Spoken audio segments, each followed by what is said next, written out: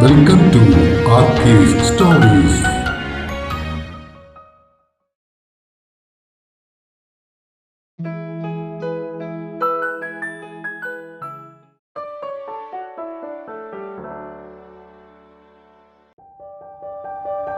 ഇനിയും ഈ വഴിയെ 38. ആര് പറഞ്ഞത് വിശ്വസിക്കണം എന്നോർത്ത് അവളുടെ തല പുകഞ്ഞു. പെട്ടെന്നാണ് അവൾക്ക് നിഷയെയും സൈമണെയും ഓർമ്മ വന്നത്. അവരോട് ഈ കാര്യങ്ങളെല്ലാം സംസാരിച്ചിട്ട് അവരെന്താണ് പറയുന്നതെന്ന് നോക്കാം എന്നോർത്തതും അവൾ മുറിയിൽ നിന്നും പുറത്തേക്കിറങ്ങി. അകത്തേക്ക് പോയവൾ അല്പസമയത്തിനുള്ളിൽ അതേ സ്പീഡിൽ പുറത്തേക്ക് വരുന്നത് കണ്ടതും ജിനന് വീണ്ടും അത്ഭുതമായി. നീയെന്താടി മൂട്ടിൽ തീ പിടിച്ച പോലെ കാലത്ത് കിടന്ന് തെക്കുവടക്കോടുന്നേ? ഒരത്യാവശ്യ കാര്യമുണ്ടച്ചാ, ഞാൻ ആ നിച്ചുവിനെയും സൈമണെയും ഒന്ന് കണ്ടിട്ട് വരാം. അയാൾക്ക് മറുപടി പറയാൻ പറ്റുന്നതിന് മുന്നേ അവൾ വണ്ടി പുറത്തേക്കെടുത്തിരുന്നു.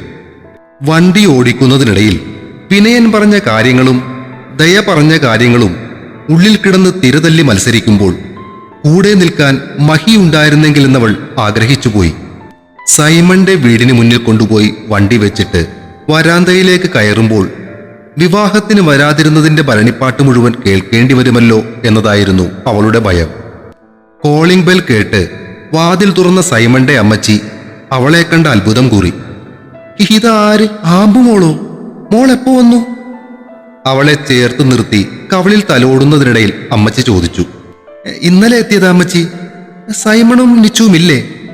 അവൾ പ്രതീക്ഷയോടെ മുകളിലേക്ക് നോക്കി.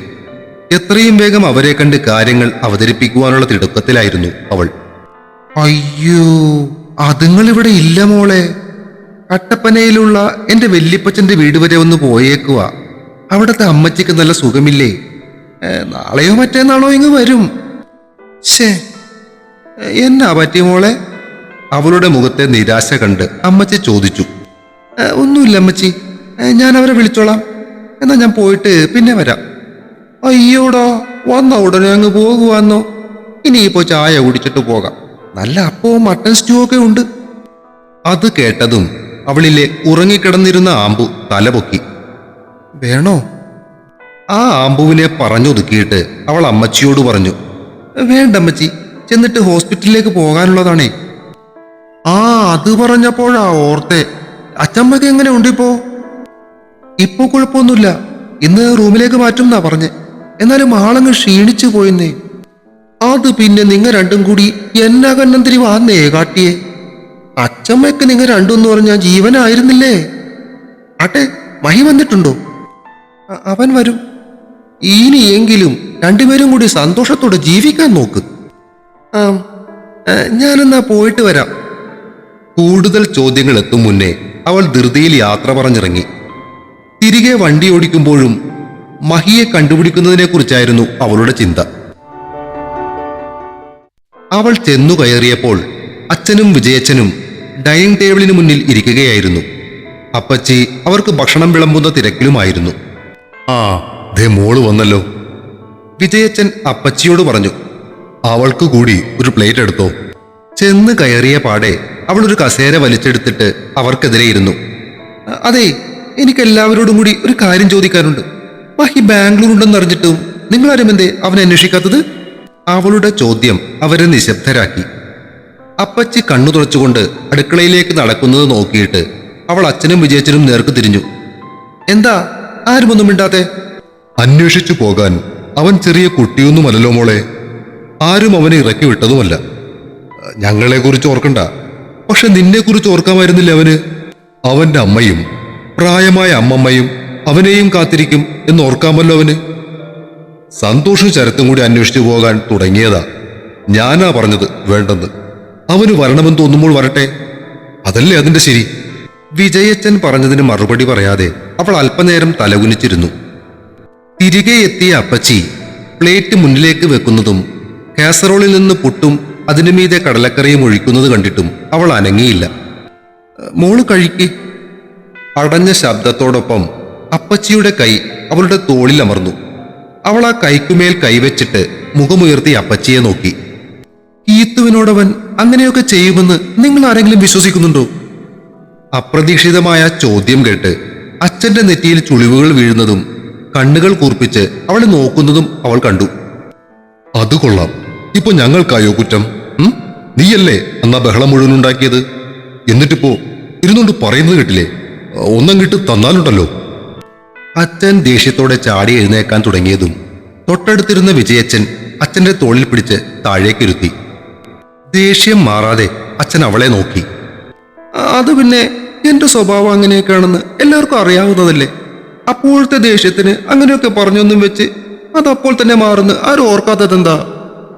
ഇത്രയും നാളായിട്ടും നിങ്ങൾക്ക് ആർക്കും എന്നെ അറിയില്ലേ?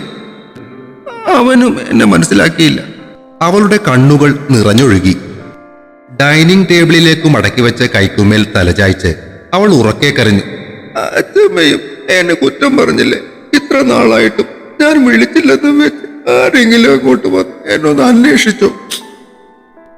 കൊച്ചു കുട്ടികളെ പോലെ പദം പറഞ്ഞ് കരയുന്നവളുടെ മുടിയിൽ വാത്സല്യത്തോടെ തലോടിയിട്ട് അപ്പച്ചി മുന്നിലിരിക്കുന്ന ചേട്ടനെയും ഭർത്താവിനെയും ശാസന നിറഞ്ഞ കണ്ണുകളോടെ നോക്കി. അവളുടെ കരച്ചിലും എണ്ണിപ്പെറുക്കിയുള്ള പറച്ചിലും കേട്ട് ചിരിക്കണോ അതോ സങ്കടപ്പെടണോ എന്നറിയാതെ അവരവിടെ ഇരുന്നു. അപ്പച്ചി അവളെ എഴുന്നേൽപ്പിക്കാൻ നോക്കിയതും വിജയച്ചൻ കണ്ണടച്ചു കാട്ടി. കുറച്ചുനേരം അവളുടെ കരച്ചിലും നോക്കിയിരുന്നതിന് ശേഷം രണ്ടുപേരും വീണ്ടും ഭക്ഷണം കഴിക്കാൻ തുടങ്ങി. അപ്പച്ചി മാത്രം സങ്കടത്തോടെ അവളുടെ മുടിയിൽ തലോടിക്കൊണ്ടിരുന്നു. കരച്ചിലൊന്നടങ്ങിയപ്പോൾ ആമ്പൽ മുഖമുയർത്തി. രണ്ടച്ഛന്മാരും യാതൊരു കൂസലുമില്ലാതെ ഇരുന്ന് ഭക്ഷണം കഴിക്കുന്നത് കണ്ടതും അവൾക്ക് ദേഷ്യം വന്നു. കൊള്ളാം, ഞാനിവിടെ ഇരുന്ന് കരയുന്നത് കണ്ടിട്ടും രണ്ടിനും എന്തെങ്കിലും വിഷമമുണ്ടോ നോക്കി വീട്ടിൽ കയറ്റുന്ന കണ്ടില്ലേ?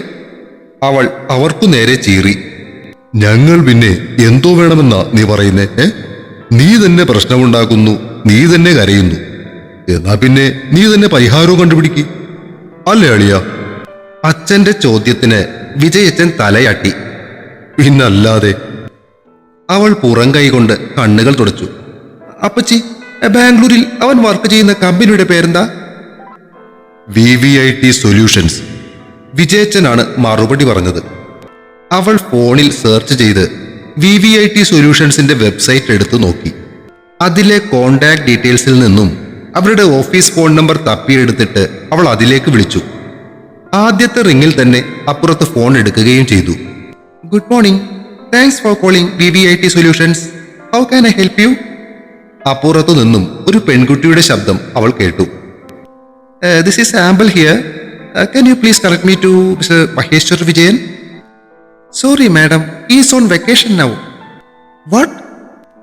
Yes, madam. He is going home tomorrow and will be back only after 2 weeks. ഉള്ളിലെ സന്തോഷം അവളുടെ മുഖത്തൊരു ചിരി പടർത്തുന്നത് മുന്നിലിരിക്കുകയായിരുന്ന അച്ഛനും വിജയച്ചനും കൗതുകത്തോടെ നോക്കി. Can you give me his number? Sorry, madam. I don't have permission for that. If this is regarding any project, you can contact our project manager. അതിന് മറുപടി പറയാതെ അവൾ ഫോൺ കട്ട് ചെയ്തു. മുഖം ചെറുതായൊന്നും മങ്ങിയെങ്കിലും നാളെ അവൻ വരുന്നത് ഇങ്ങോട്ട് തന്നെയായിരിക്കും എന്നുള്ള ഉറപ്പിൽ അവളുടെ മുഖം തെളിഞ്ഞു തന്നെ നിന്നു. എന്താണ് കൊച്ചിന്റെ മുഖത്ത് ഒരു വെട്ടം വെച്ചല്ലോ? വിജയച്ചന്റെ ചോദ്യം കേട്ടിട്ടും മറുപടി പറയാതെ അവൾ ഭക്ഷണം കഴിക്കാൻ തുടങ്ങി. ഡേ, നിന്നോട് ചോദിച്ചത് കേട്ടില്ലേ? അച്ഛൻ ശബ്ദമുയർത്തിയതും അവൾ ചിരി ഉയർത്തി പുച്ഛിച്ചുകൊണ്ട് പുട്ടിലേക്ക് 2 പപ്പടം കൂടിയിട്ട് അങ്ങ് കുഴച്ചു. അവളുടെ ഭാവമാറ്റം കണ്ട് എല്ലാവരുടെയും നെറ്റി ചുളിഞ്ഞു. കണ്ണുകൾ കൊണ്ടവർ പരസ്പരം കാര്യം തിരക്കി. അവൻ വരുന്നുണ്ടല്ലേ മോളെ? കാര്യം മനസ്സിലായതുപോലെ അപ്പച്ചി ചോദിച്ചു. നാളെ. അത് പറയുമ്പോൾ ഒളിപ്പിക്കാൻ ശ്രമിച്ചിട്ടും വെളിയിൽ ചാടിയ ചിരി മറച്ചുപിടിക്കാൻ അവൾ പുട്ടുവാരി വായിലേക്ക് വെച്ചു.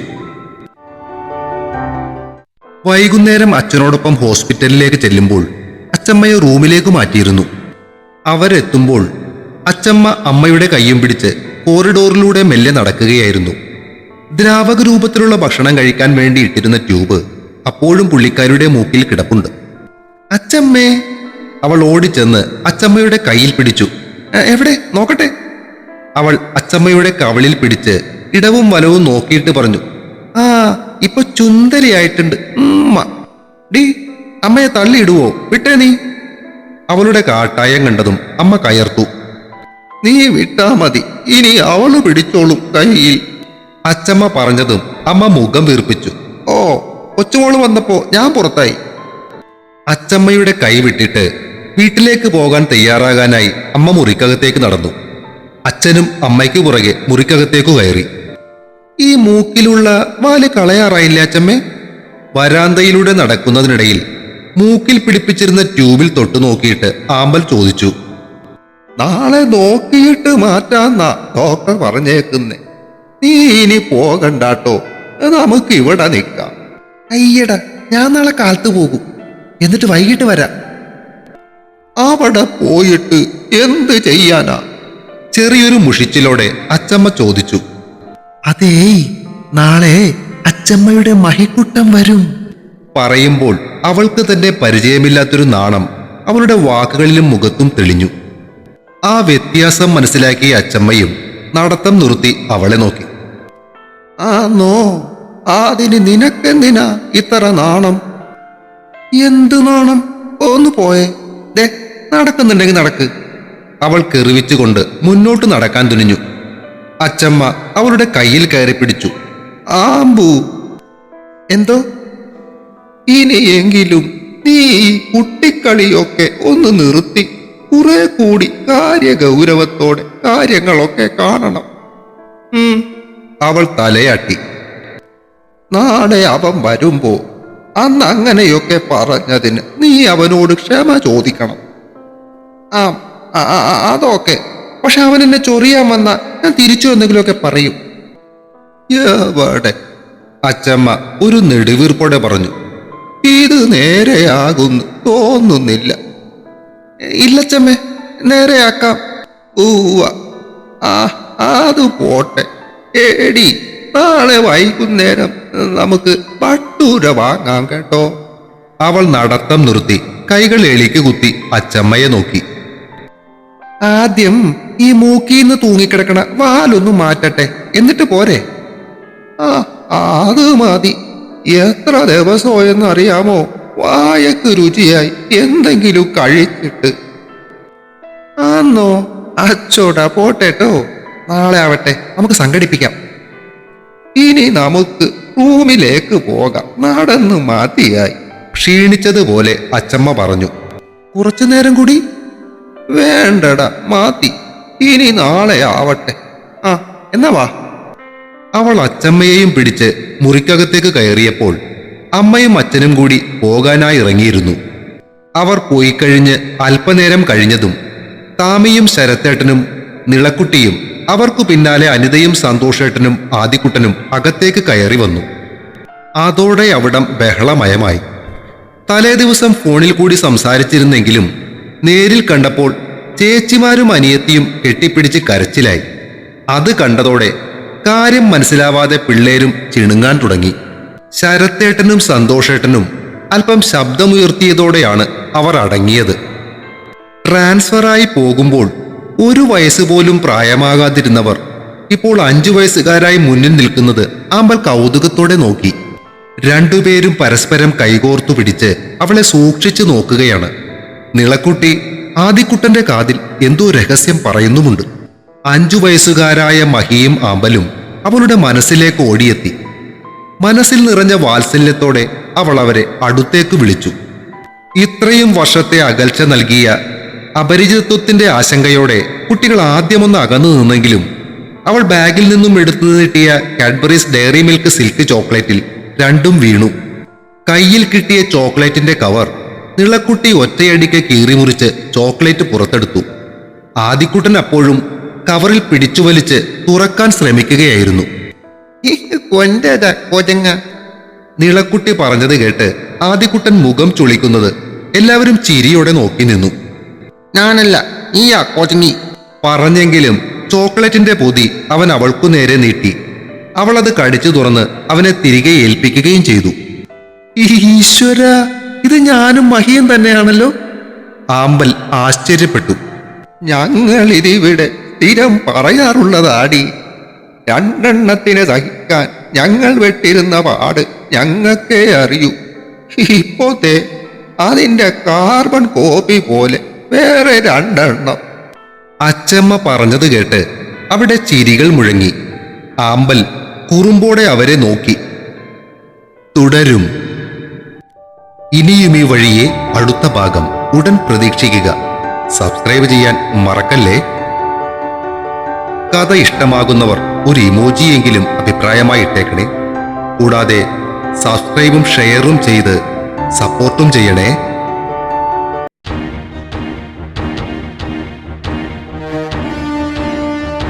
See you soon.